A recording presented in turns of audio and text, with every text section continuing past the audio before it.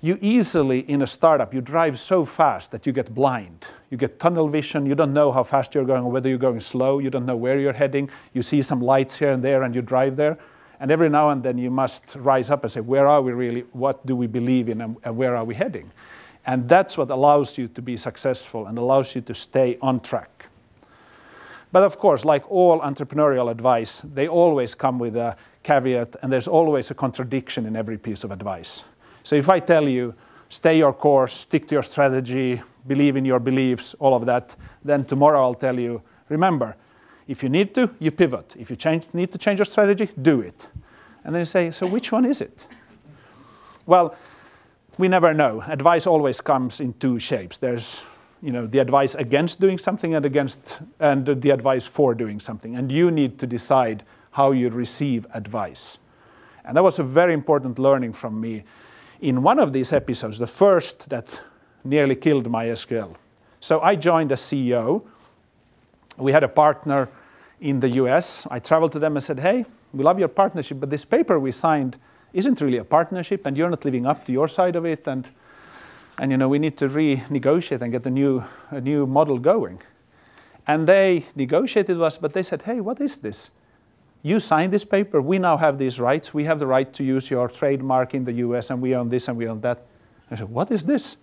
And suddenly one day when we were negotiating with them, on the last Friday, they said, could we take a break? We took a break, and David Axmark and myself, the one co-founder, and me, we came back at 5 p.m. to their office, and we were met by, had traveled from Scandinavia, we were met by a local sheriff in the corporate office, and he said, are you Marten Mickos and David Axmark? I said, yes. And he handed us 2 yellow envelopes and said, you are hereby served. So we got sued by a public US corporation when MySQL was not even a company. MySQL back in Scandinavia consisted of 4 different companies of the founders.